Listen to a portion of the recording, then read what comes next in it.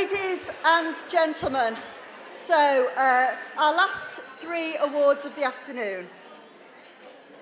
The 5th award is the Sustainable Award for Women Making an Impact. Can I ask Chris Greenhalgh of sponsor I Love Manchester to introduce the film and the winner? Good afternoon, everyone. Thank you, Jacqueline, wherever you are. There you are. For putting me and the most inspirational woman in my life in this room in front of so many inspiring women today. It's genuinely a privilege to be here. At I Love Manchester, we spend a lot of time telling stories about people making a difference in our communities. And sustainability is one of those things that affects all of us, not just future generations, but the way we live, work, build, and connect today. By the way, nominations to the I Love Manchester Awards are now open. So if you know someone, or if you, Lucy, Sharon, anyone making a difference in the community, in Greater Manchester specifically, please get a nomination in via ilovemanchester.com/awards. There's a QR code in the programme as well, which Jacqueline's kindly gives space for, so thank you. This award recognises someone using innovation, leadership, and purpose to help shape a better future. Today's Sustainable Award for Women Making an Impact winner is Catherine Keddy. Kat is the co-founder of Adopter, one of Europe's first marketing agencies dedicated entirely to climate technology and adaptation, helping science-led businesses turn big ideas into real-world impact. As well as all this, Kat mentors the next generation and helping make climate innovation impossible to ignore. I'm told Kat couldn't join us today, so we're going to hear from her via video. So please join me in congratulating this year's Sustainability Award winner, Kat Keddy.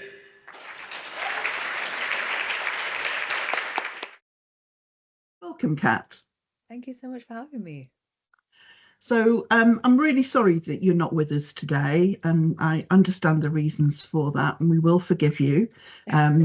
But we just want to learn a bit more about your story and, how you came about and sort of setting up Adopter and some of the things that you do. So my first question to you is, you're helping turn complex climate science into real world impact. What inspired you to focus on bridging the gap between innovation and adoption? So I think for me, I was always very passionate about solving the climate crisis. I think it's a huge global challenge. It's affecting all of our daily lives now. You can tell when you have a very hot summer and you're absolutely boiling in your bedroom at night. And then when you have a very cold, wet January and you have flooding all over the UK, for example. And I think that for me, I wanted to find a place where I personally could have the most impact in my career. And as someone who had a background in marketing and communications, I felt that this would be the best place that personally I could have an impact through my work. The other side, I guess, the more critical side is also frustration. So the idea that there were all these incredible solutions that are sat in labs that no one knows about. And then there are all these large corporate buyers or policymakers or other people who have a lot of power and influence who are desperate for those types of solutions. And the two just can't meet, they really struggle to meet and find each other. So for me, being able to bridge the gap between those two actors is very satisfying, and also I think is the best way that I can deal with that frustration that I have personally on this subject. I think it's an itch that I had to scratch. So through Adopter, and I'm interested in what your light bulb moment was as well, actually. But you've supported groundbreaking climate technologies, and what I suppose what we're looking for is what impact are you most proud of seeing thus far? Obviously, it's a start of a journey, but so far, what's your proudest impact? Yeah, I mean, the vision that we have as a company is that the solutions that we work with become part of everyday lives. So, for example, one impact that I'm particularly proud of having supported is one of our first clients was a climate tech company called Low Carbon Materials. They invent and scale new low carbon materials for the construction sector. And when we first started working with them, it was three founders, scientists who had developed this new technology. And now their products are used all over the world. So, for example, you can find their aggregate alternative for roads across the UK in different roads, motorways, etc. So seeing that scaling journey of something that could have such impact being part of our everyday lives is an incredible feeling. I mean, obviously credit goes to the founders and the company who did that, but it was amazing to be a part of that journey and that story. So I think that seeing the companies that we work with have real impact is just an unbelievable feeling. Oh, so start small. Didn't you didn't get that memo then? You went straight for the big stuff. So you've built one of Europe's first, so we've got a first here, climate tech focused marketing companies. What challenges did you face in pioneering this space, and how did you overcome them? Yeah, I mean, I think when we started, we went about starting our company in quite an unorthodox way. So the company that I mentioned, Low Carbon Materials, we started working with them very early, and as part of our agreement with them, they gave us a lot of amazing feedback and time with them to understand what does a marketing agency need to look like to service a customer of that type. So what expertise do they need to have? What's different about climate tech as a category, and how can that be a value add for the companies that are within it? What technical awareness do they need to have, what relationships, all the way down to what do the financial structures and the team need to look like to support a company of that type. And then we repeated that with several companies of a similar stage and type that kind of first year. And from there, we then built out something that was quite new in the market. So one of the main challenges that we came across is what people understood a marketing agency to be. And then how we had taken a completely different approach to building what it was. So to give you an example, one common problem that people have with marketing agencies is that they will kind of blindly deliver or execute on something without maybe being proactive about what could be fixed here or how it could be done better, or what opportunities have come up in the meantime, that kind of thing. And it's very intrinsic to the way that we work to be extremely proactive about solutions. So if we're halfway through doing something and there's actually, a better tool, for example, that's come out in the meantime to help us do it, or there's, a new opportunity that's come up for the company that means we have to pivot our approach, or we're doing it and we realize actually it would be more valuable to do it in a different direction, it is natural that we would then recommend that to the company, start working with them on that. Whereas most marketing agencies are a bit more kind of reserved and delivery focused. So often when I'm having conversations with different customers that we might work with, a key objection is I've had bad experiences with marketing agencies. They just focus on delivery, for example. So I think there's a bad reputation for marketing agencies. And I'm very much on a personal mission to try and change some people's perspectives and also give them a different experience that's much better. So I think that probably was the main challenge, especially at the beginning. Wow. And what would this winning this award mean to you? I mean, it's honestly very unlike me to even be, involved in something like this. I think I'm someone who, if something goes well in the company, I'll be like, great, tick, on we go, like keep moving. And I really struggle to celebrate things.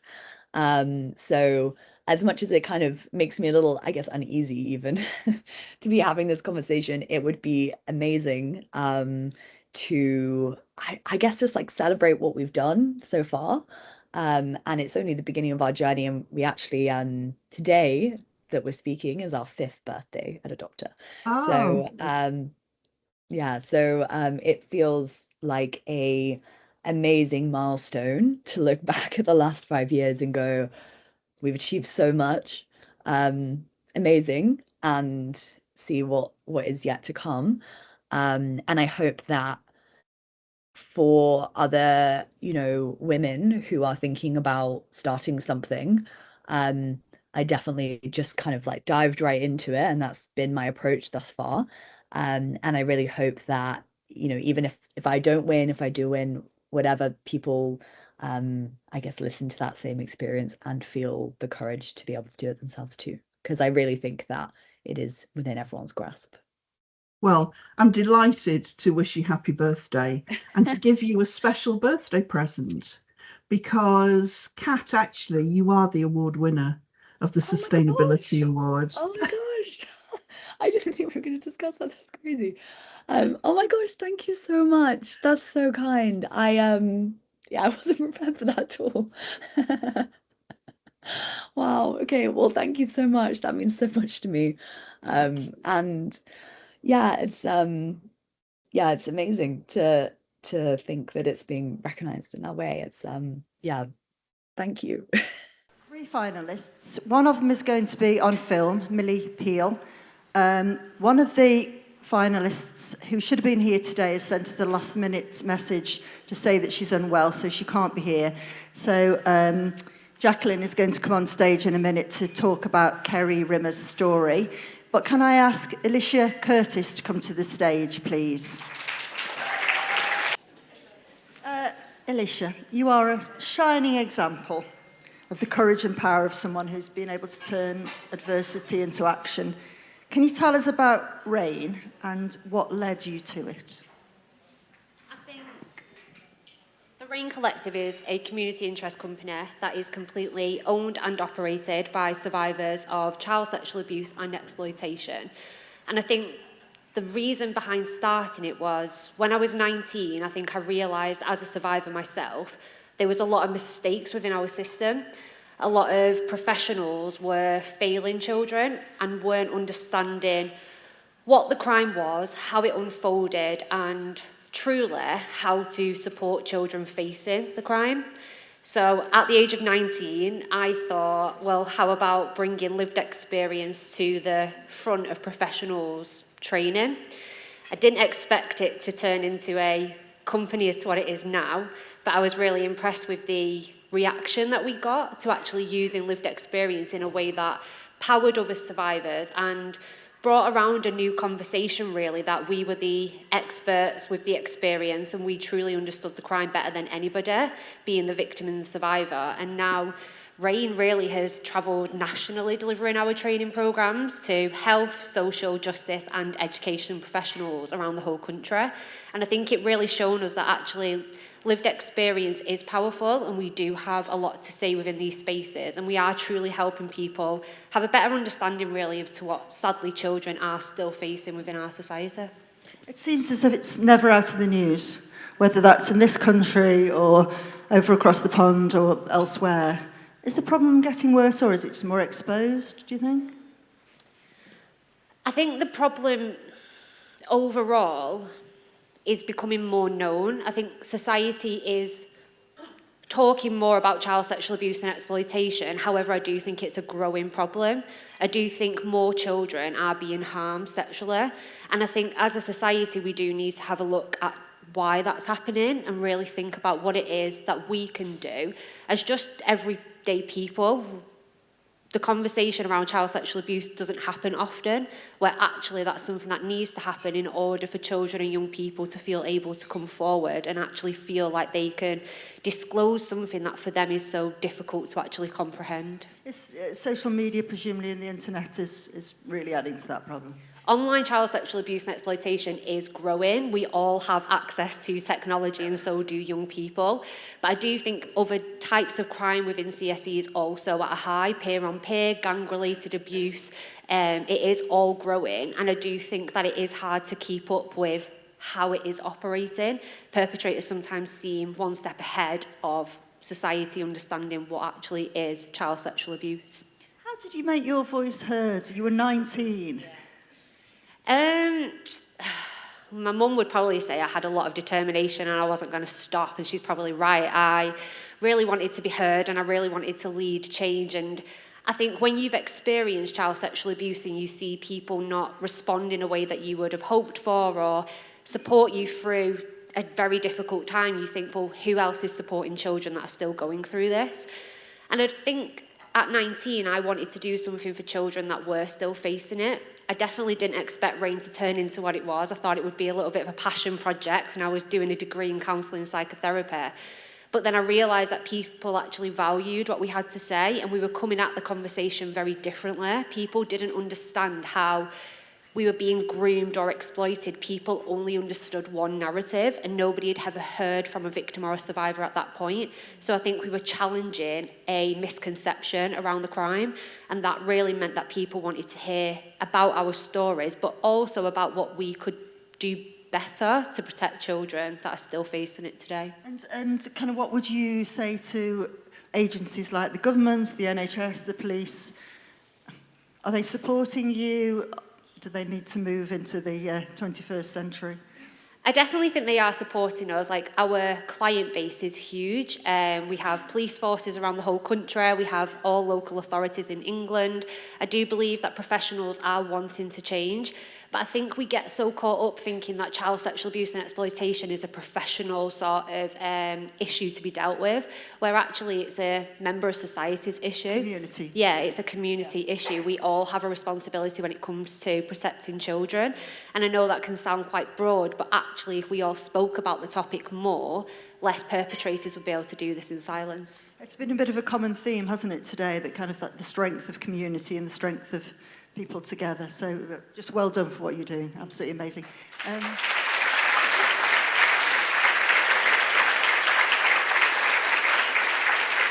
We're now going to see a video telling the story of our second finalist, Millie Peel.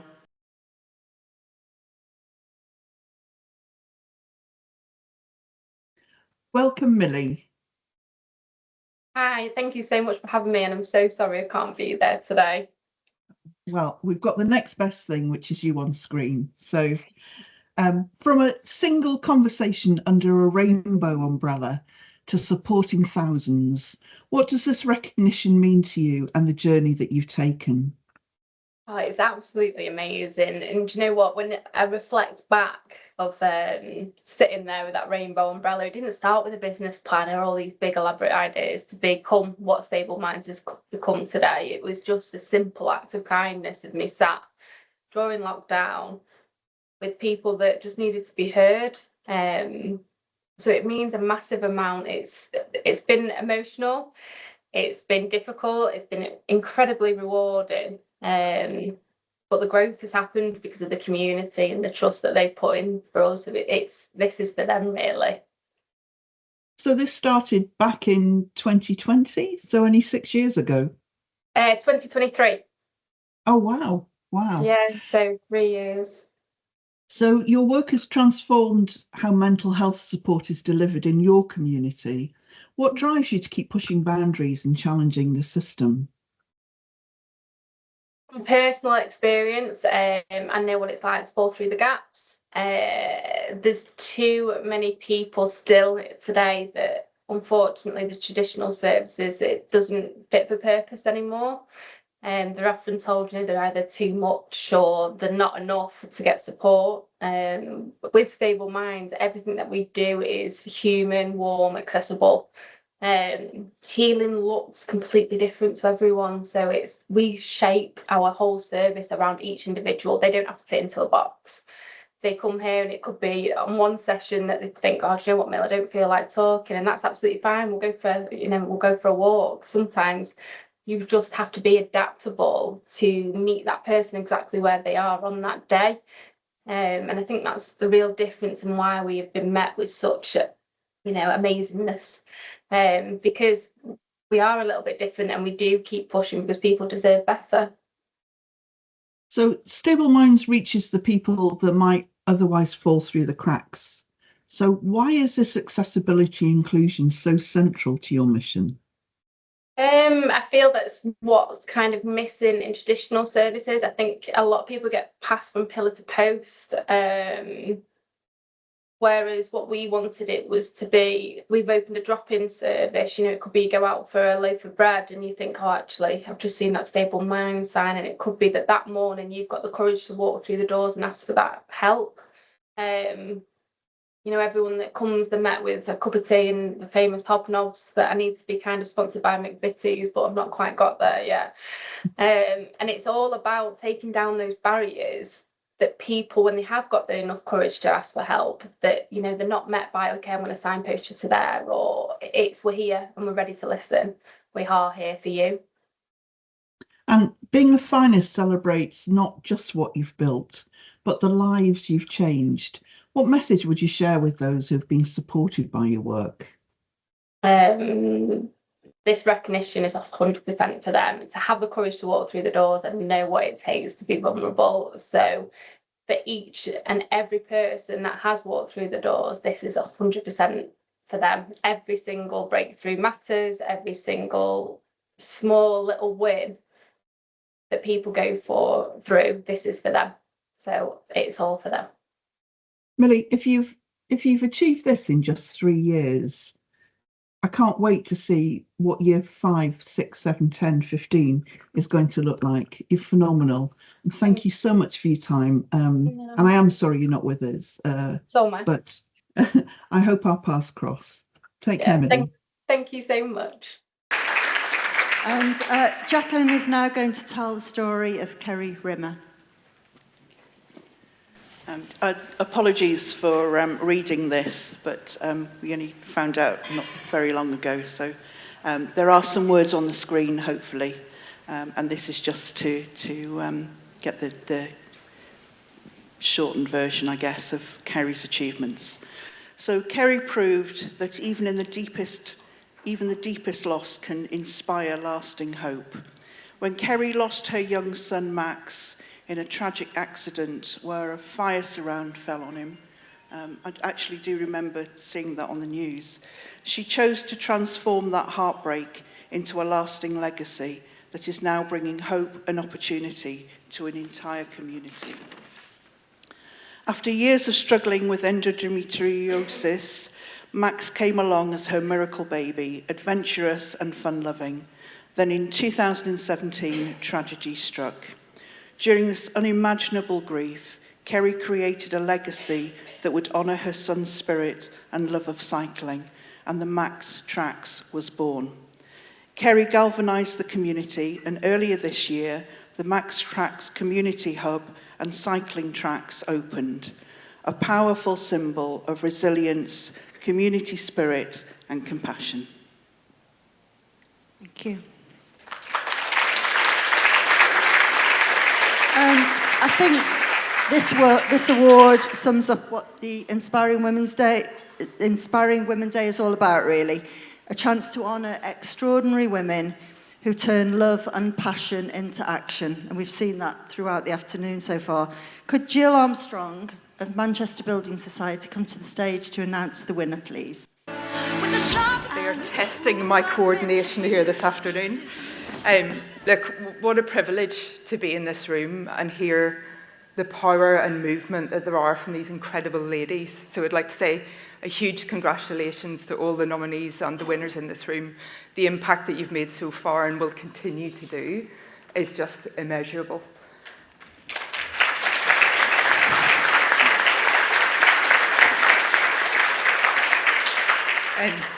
At Manchester Building Society, community is absolutely at the heart of our purpose. So it's delighted to be here today to sponsor this award. And a drum roll, please. The winner is Kerry Rimmer.